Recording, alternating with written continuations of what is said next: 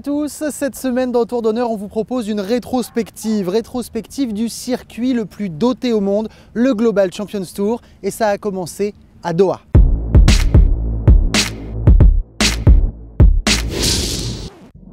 Welcome to Doha.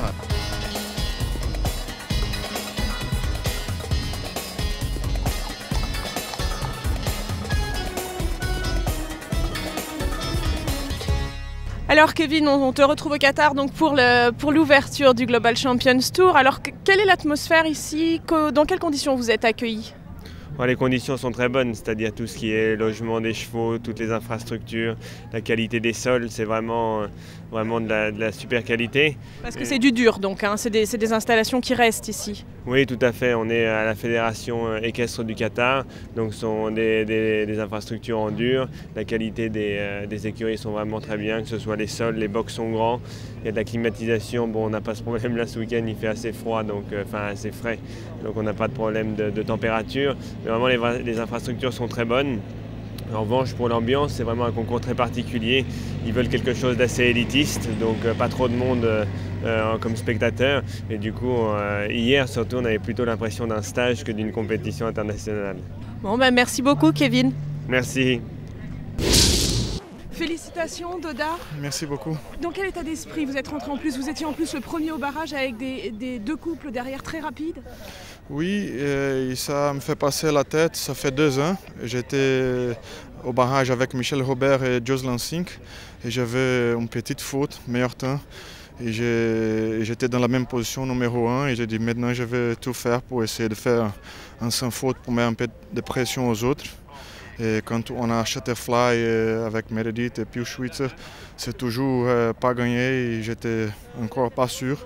Mais c'était ma journée et je suis très heureux. C'est ma première victoire sur un global. Comme je dis, c'est un cheval et il est formidable, même indoor. Mais quand on saute une grande piste comme ça, il est moins stressé et ça c'est plus facile pour lui parce qu'il est un cheval très intelligent. Il regarde beaucoup le truc autour et ici il était le premier jour un peu stressé et aujourd'hui parfait.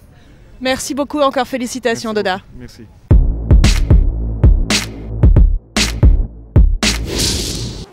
Après Doha, Valence.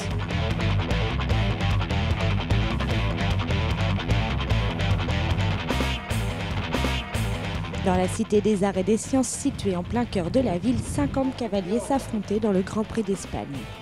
Il vient de faire un orage assez important sur Valence, à 1 heure de l'épreuve. Donc je pense que ça va être un élément qui va être important pour les premiers participants. Mais le parcours est assez haut, assez technique. Donc c'est un parcours Global Tour.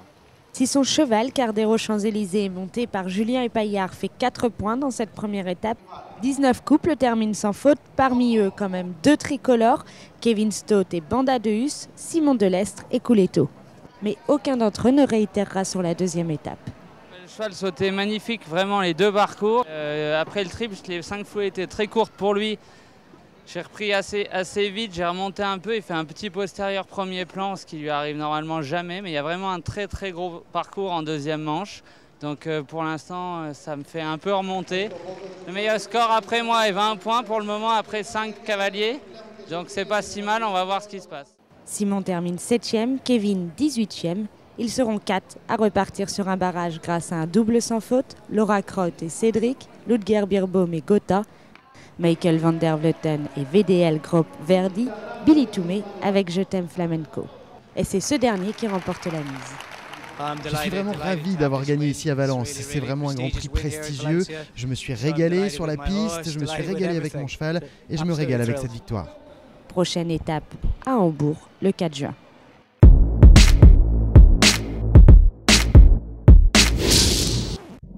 Kevin Stott a tiré le meilleur de sa jeune Zeta de Hus et il fait partie des 4, tout comme Olivier Guillon et Julien Epaillard, avec chacun 4 points au compteur. Quant à Patrice Delaveau, il était le seul tricolore à réussir un premier tour sans faute sur Ornay-la-Maille. Mais il ressortira finalement déçu car 8 points en seconde manche l'amènent à la 14e place. 8 points aussi pour Julien Epaillard et Mister Davier, 12e, et pour Kevin Stott, 11e. Le meilleur français, c'est donc Olivier Guillon, 6e avec l'ordre de Thésée, avec 4 points, puis un tour parfait et rapide.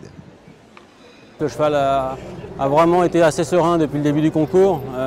J'étais assez surpris d'ailleurs. Et là, le paddock, on peut s'en rendre compte quelquefois, certainement avec les images, est pas très grand. C'est un grand couloir. Donc les chevaux se croisent beaucoup. C'est un cheval qui est assez inquiet. Et là, il était vraiment calme. Et, donc ça veut dire qu'il prend de la maturité et que les choses avancent dans le bon sens. Donc je suis très content. Finalement, 4 couples se retrouvent au barrage.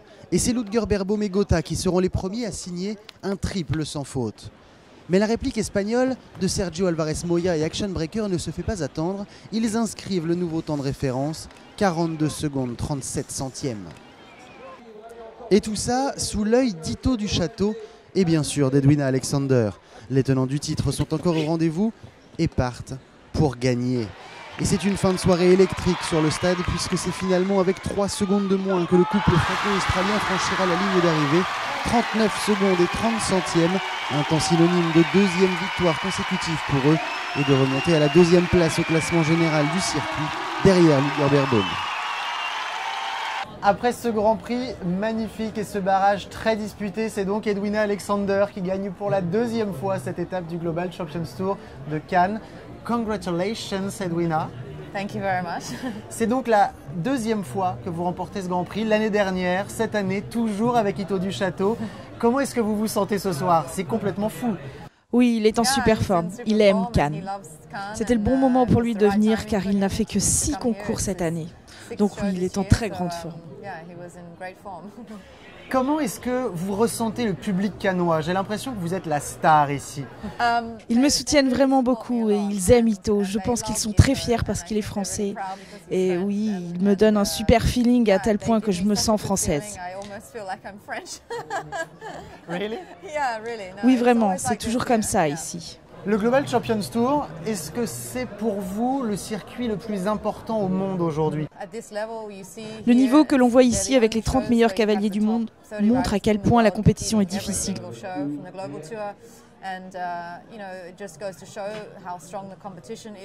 Toutes les épreuves se courent au maximum, les chevaux doivent être au top et il y a beaucoup d'argent à gagner avec un bonus d'1 million d'euros à la fin du circuit.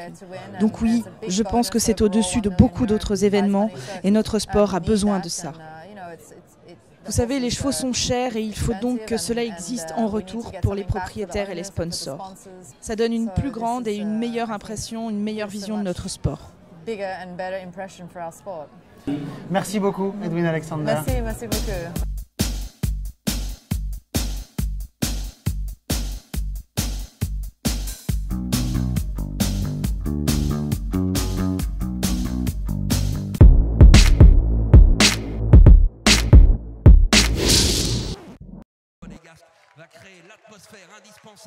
Sur les 12 couples sans faute du premier tour, ils sont pourtant 2 à rééditer lors de leur second passage.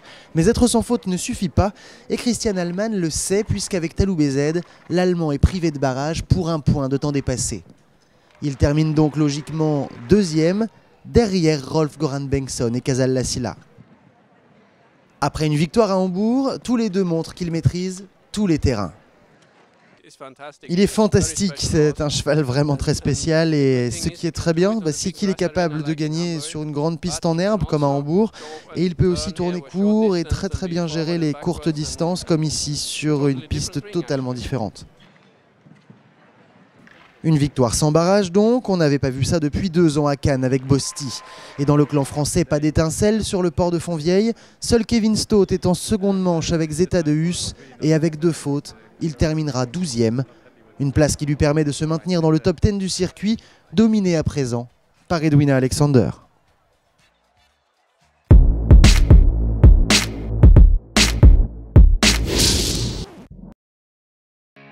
Il s'en est fallu de peu.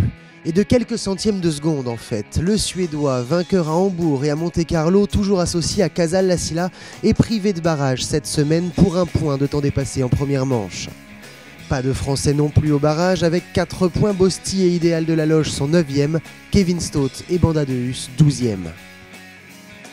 L'Allemagne en revanche est ultra dominatrice avec 4 représentants sur les 6 barragistes. Et pourtant devant son public, Luciana Diniz, portugaise d'adoption, semble bien partie pour l'emporter avec Winning Mood. Ludger Beerbaum, Meredith Michaels-Beerbaum et Marco Kutscher sont d'ores et déjà derrière. Mais il reste un dernier couple à s'élancer et pas des moindres, Christian Allman et Talou Bezed, vainqueurs de la finale Coupe du Monde.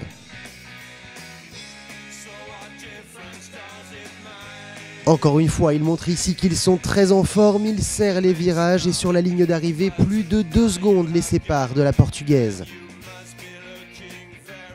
Une nouvelle victoire donc pour Christian Allman et nouveau leader après la 6e étape du Global Champions Tour, Ludger Beerbaum, qui monte ici sur la 3e marche du podium.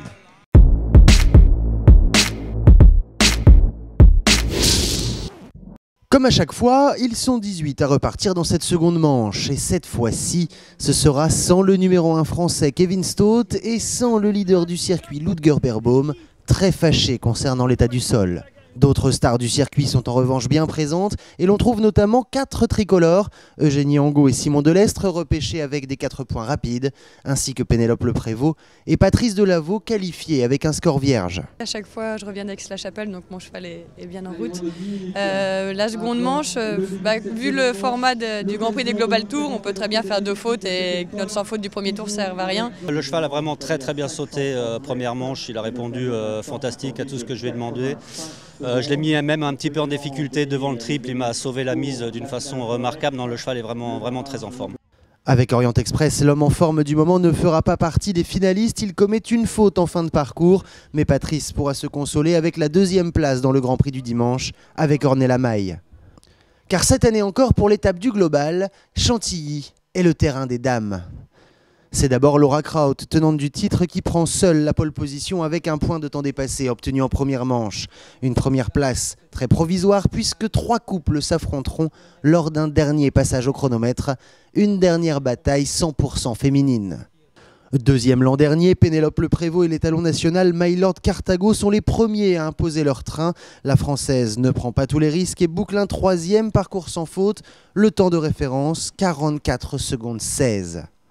Aller plus vite, ça ne fait pas peur à Edwina Alexander. Toujours associée au sel français Sevo Ito du Château, l'Australienne, première cavalière à être devenue millionnaire dans ce circuit, ne ralentit jamais et passe le poteau d'arrivée avec plus de 2 secondes d'avance.